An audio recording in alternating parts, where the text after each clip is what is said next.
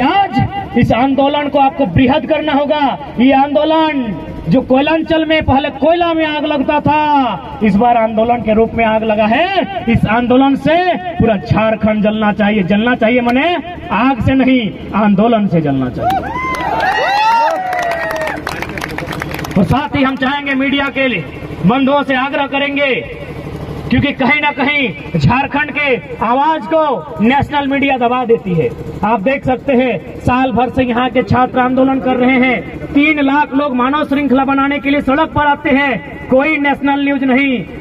पारसनाथ के मुद्दा में एक धनी समाज आगे आता है, आज तक घर पहुंच जाता है, कोई नेशनल न्यूज नहीं। तो कम से कम हमारे जो न्यूज है उनके माध्यम से आपको धन्यवाद देते हुए चाहेंगे हमारी बातों को, हमारे दर्द को राज्य सरकार तक, राज्य के हुक्मरान तक पहुंचाया जाए।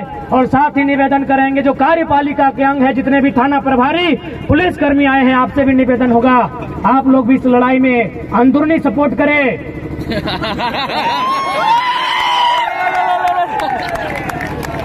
दादा रात भर परेशान किया, दादा रात भर परेशान किए, क्या मिलेगा परेशान करके? हम लोग तो ऑलरेडी परेशान हैं। रात भर दिन भर फोन कर रहा है सुबह से। और आपको तो भाई सूचना भी दिया गया है। तो भले यदि आप ऐसा कह रहे हैं कि आप लोग सुरक्षा के लिए आ रहे हैं, तो हमको तो डाउट है।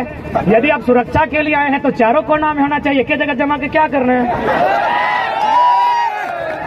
यदि आप सुरक्षा के लिए आए हैं तो एगो यहाँ होना चाहिए था, एगो यहाँ होना चाहिए था, एगो पीछे भी होना चाहिए था। एक ही जगह जमा है, यानी लाठीचार्ज के इरादे से आए हैं। तो कोई दिक्कत नहीं, हम लोग आपको दोषी नहीं देंगे।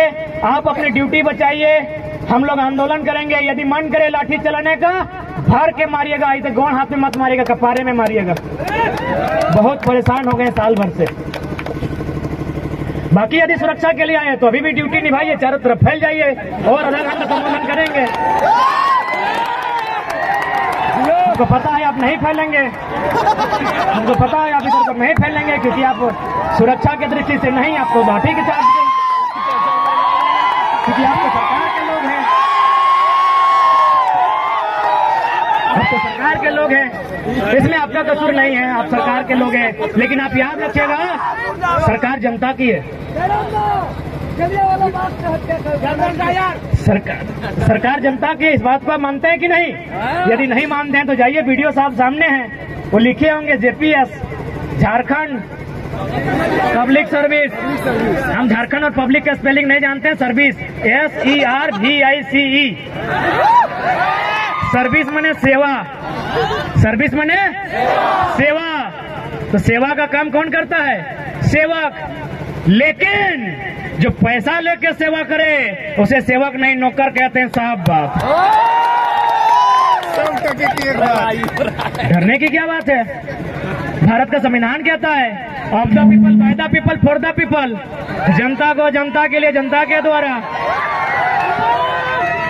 अतः इस देश में यदि किसी को सजा होनी चाहिए, यदि किसी को सूली पे चढ़ाना चाहिए, यदि पुलिस की लाठी किसी के कपार पर बजड़नी चाहिए, तो देश के संसदों के ऊपर,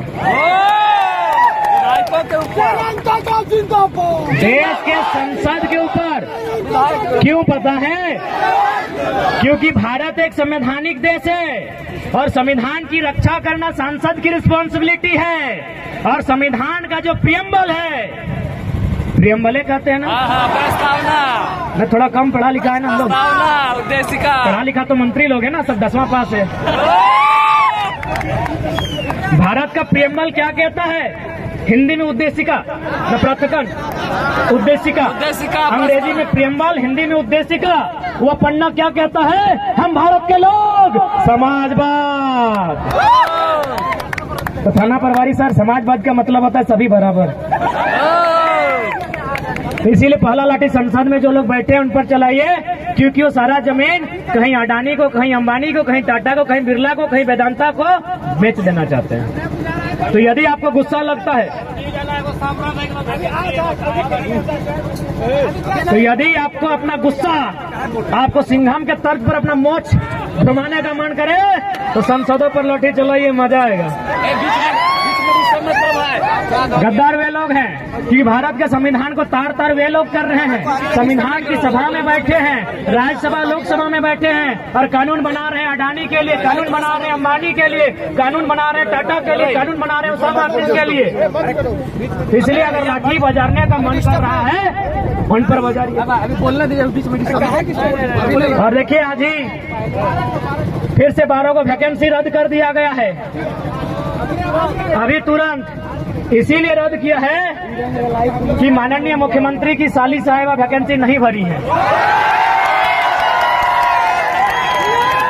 इसलिए रद्द किया गया है कि बाकी जो मंत्रीगण हैं उनके बेटा की दोस्त की गर्लफ्रेंड फॉर्म नहीं भरी है।